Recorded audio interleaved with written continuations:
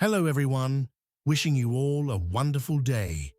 Today, we're diving into an emotional story of love, sacrifice, and heartbreak.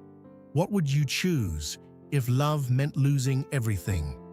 Stay with me until the end to discover this touching journey.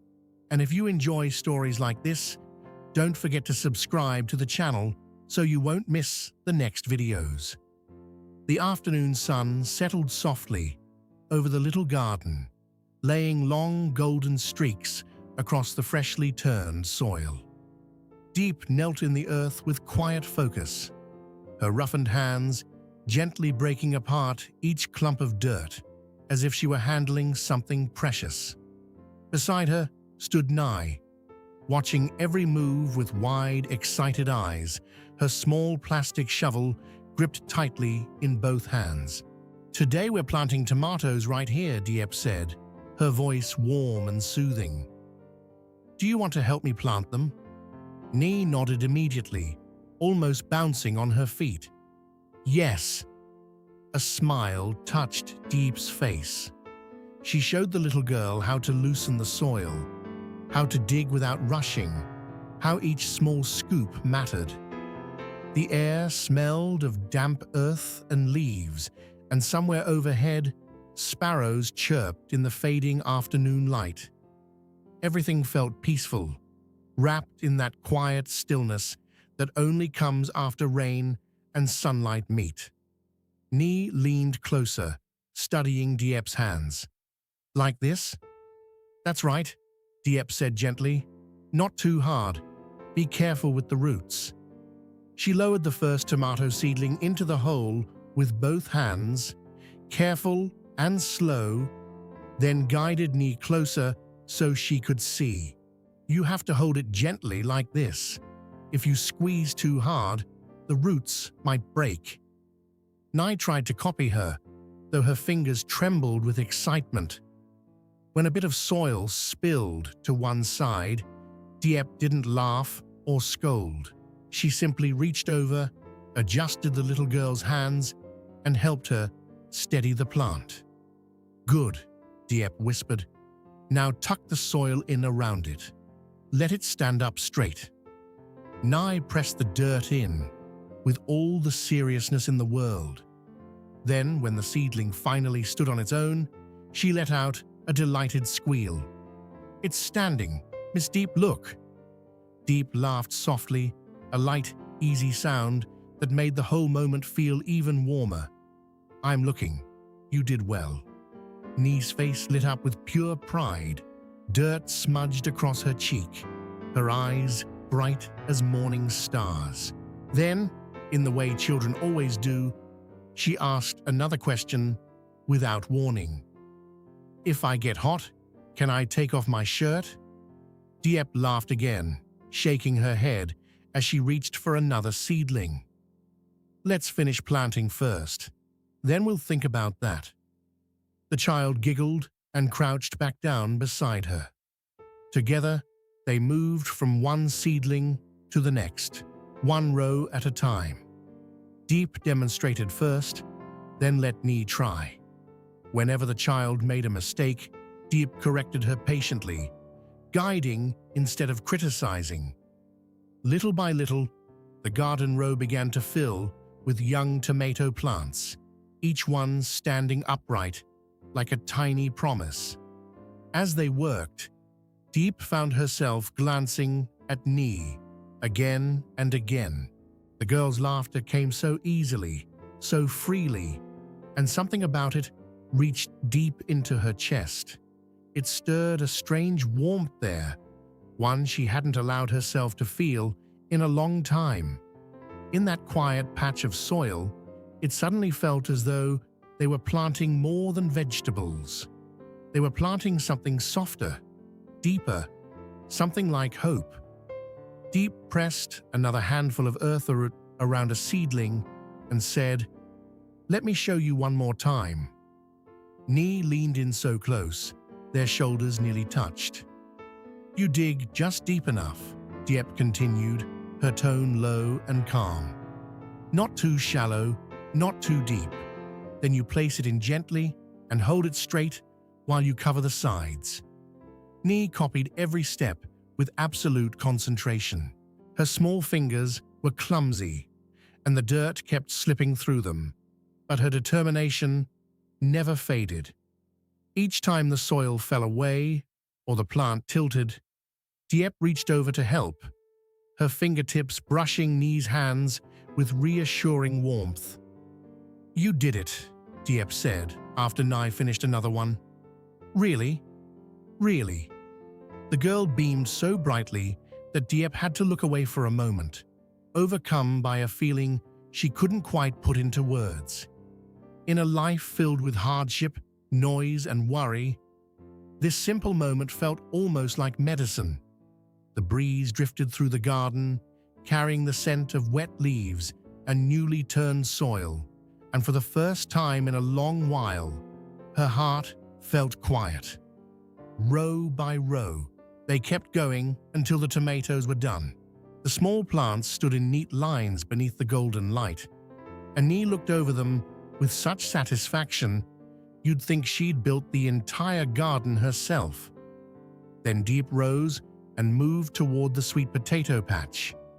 She bent down, picked up a tuber, and turned it over in her hand, studying it carefully. "This one's too small," she said. "We'll skip it. But this one is big and healthy. We can save it for seeds." Nee immediately held up another one. "Can I plant this one?" Diep glanced at it and smiled when she saw the broken edge. "Not that one. We have to choose the good ones." "Why?" "Because the healthy ones grow better. If you want a strong plant, you have to start with something strong." Nee looked at the tuber in her hand as if considering this very deeply, then nodded. "Okay." The shadows had grown longer by then, the sunlight shifting into a rich orange gold that wrapped the whole garden in warmth. But Nee showed no signs of slowing down. She skipped between the rows, chattering happily, cheering every time she finished covering another sweet potato. Diep watched her and felt something old and almost forgotten stir inside her. There was such innocence in the child's energy, such unguarded joy. It reminded her of a time before life had worn her down, before worry had become a permanent weight on her shoulders. They kept planting, their movements settling into a gentle rhythm. Dig, place, cover, pat down. Again and again. Like a dance, learned without words. Sometimes Nee buried them too deep. Sometimes she dropped them crooked, but every mistake was met with the same calm guidance. "Not like that," Diep would say softly, kneeling beside her. "Here, try again." And Nee always did. The wind picked up a little, brushing through the leaves and carrying with it the smell of earth and sky. Diep straightened for a moment and looked out over the garden, feeling something close to healing pass through her. Not from anything grand, not from promises or miracles, but from these small, ordinary acts done with care. Nearby, Nye burst into laughter and ran in a loose circle between the rows, then came racing back. "I'm happy today," she said, slightly out of breath. "When I have a day off from school, I'll come plant with you again, okay?" Diep looked at her, then down at the last bit of soil she was packing into place. For a second, emotion caught unexpectedly in her throat. "Yes," she said quietly. "I'll wait for you." They watered the garden together after that, pouring cool streams over the roots until the dark soil shimmered. The sound of water sinking into the ground was soft and steady, almost like a song. Nee stood nearby while Diep washed the dirt from her hands, bouncing lightly on her toes, too full of energy to stay still. When Diep turned back, Nye suddenly ran to her and threw both arms around her waist in a clumsy but sincere hug. Diep froze for half a heartbeat, then slowly placed a hand on the child's hair and stroked it gently. Nee's cheek pressed against her, warm and trusting, and in that single moment, all the tiredness in Diep's body seemed to disappear. She didn't say anything. She only held on to the feeling. As the red light of sunset spread over the horizon, Diep silently told herself that no matter how harsh life became, some things were still worth protecting. Nye pulled back at last, grinning up at her, and Diep knew the bond between them had grown stronger that day, stronger than either of them fully understood yet. Then Diep gathered the tools and said, "When we get home, I'll cook dinner for you, okay?" Nee's face lit up right away. "Yes, Auntie Diep, be careful, okay?" Diep smiled and ruffled her hair. Together, they walked out of the garden beneath the last golden light, their shadows stretching long across the dirt path. Nee skipped a few steps ahead, then turned back, waving with the carefree excitement only a child could carry so naturally. "Goodbye, Auntie," she called out, her voice bright and ringing through the evening air. Then, without warning, she lifted her voice again and shouted, "Goodbye, Dad." The words hung there. For just a second, everything seemed to stop. Diep stood still on the garden path, the smile on her lips faltering ever so slightly. Something deep in her chest tightened, and the warmth of the afternoon suddenly carried a quiet ache. The red-gold glow of sunset still bathed the rows of tomatoes and sweet potatoes, but the softness of the moment had changed. Beneath the child's innocent voice was something heavy, something neither simple nor easy to name. She watched Nee's small figure disappear farther down the path, her heart swelling with both tenderness and pain.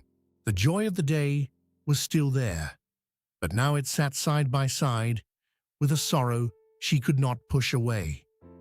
Diep knew all too well that life never let happiness remain untouched for long. Even the most beautiful moments seemed to come wrapped in the shadow of trials waiting just ahead. The garden fell quiet behind her. Dusk deepened slowly, draping the earth in a stillness that felt almost like a warning. The leaves no longer rustled the same way, and the peaceful air of the afternoon now seemed to carry something heavier, like the calm before a storm. By the time James stepped inside the house, night had begun to settle in fully. His clothes were streaked with mud, his hands rough with the day's labor, and the scent of freshly dug sweet potatoes still clung to him. He looked tired, but not uncertain. There was a steadiness in the way he moved, even with the weight already pressing down on the room before he spoke a single word. His father sat waiting. The older man's face was stern, his eyes sharp and cold in the dim light. He looked at James from head to toe, taking in the dirt, the worn shirt, the exhaustion on his son's face. His voice, when it came, was low and edged with suspicion. "Where did you come from, dressed like that?" James answered without hesitation. "I just finished digging sweet potatoes to sell." There was no apology in his tone, no embarrassment, no attempt to soften the truth. He stepped forward and placed a document on the table in front of his father. The old man looked down at it, then back up at his son. Something in his expression shifted, not softer, but more strained. He picked up the paper with trembling fingers. "Have you really thought this through?" he asked, his voice unsteady now. "Once you sign this, you lose everything. The house, the land, all of it. You'll walk away with nothing." He stared hard at James, as though willing him to wake from a madness. "Is it really worth it?" For a poor girl, James said nothing. His silence was not weakness. It was certainty. That only angered his father more. "Did Diep put something in your head?" the old man snapped. "Did she drug you? Have you lost your mind?" The room grew tighter with every word. The wooden walls seemed to hold the tension and throw it back at them. Even the smallest sound, the creak of the chair, the shifting of the paper in his father's hands, felt sharp enough to cut. Still, James did not flinch. He stood there with his gaze steady, his back straight, his face calm, in a way that made the silence heavier than shouting. He had already made his decision before walking through that door. The wealth, the shop, the land, the status his family valued so fiercely, none of it held the same meaning for him anymore. What once might have seemed like security now felt like chains. His father looked at him for a long moment, and in that stare lived too many emotions at once: anger, disbelief, regret, helplessness, and something dangerously close to grief. Finally, James spoke. "I've signed it," he said, his voice calm but firm. "I won't work here anymore. Please don't interfere in my life." The older man's hand tightened around the paper. James continued, not raising his voice, not losing control. "If what you do comes from concern, then I'll accept it. But if your intention is to separate us, then please stop." His father froze. The words landed harder than defiance ever could have. They were not the reckless rebellion of a boy throwing away comfort out of impulse. They were the deliberate choice of a man who had decided what mattered most and was willing to endure the consequences. The old man's fingers shook visibly now as he held the document. "If you walk away from this woodworking shop," he said slowly, each word sounding dragged from somewhere painful, "you get nothing from me. No land, no house, nothing." His voice cracked before the last word fully left him. For a moment, he looked less like a father issuing punishment and more like a man watching everything he believed in slip through his hands. He sank back slightly, but his eyes remained fixed on James. "I must have been wrong," he muttered, bitterness and sorrow mixing together. "Wrong to let this family come to this." James stood quietly, his chest heavy, but there was no regret in him. Pain, yes. Grief, yes. But not regret. He had chosen Diep. He had chosen love. He had chosen a simpler road, one stripped of protection and privilege, because to live any other way would have meant betraying himself. Whatever waited ahead, poverty, hardship, uncertainty, he would face it. Better that than staying in comfort while losing the person who made life feel honest. The oil lamp on the table burned low, throwing dim light across his face. In that flickering glow, he looked both strong and painfully alone. The shadows deepened the lines around his expression, not with age, but with the cost of the choice he had made. Outside, the night wind slipped through the cracks in the house, cold and restless. It stirred the silence, but could not break it. His father looked down again at the signed paper, then back at the son standing before him. Everything that could be said had already been said, and yet the room was still full of things neither of them could bear to speak aloud. This was not the kind of ending marked by failure. No one had been defeated in the ordinary sense, yet something had been lost all the same, something profound and difficult to recover. This was the bitterness of sacrifice, the kind that leaves no visible wound but bleeds quietly through the soul. James turned to leave. His father did not stop him. For all his threats, for all his anger, he remained seated, stiff and hollow. as though the strength had drained out of him all at once. The paper stayed in his hand, but it no longer looked like a victory or a punishment. It looked like proof of a fracture too deep to mend. James walked toward the door with measured steps. He did not slam it. He did not look back. His shoulders remained straight, but the burden he carried was written into the silence around him.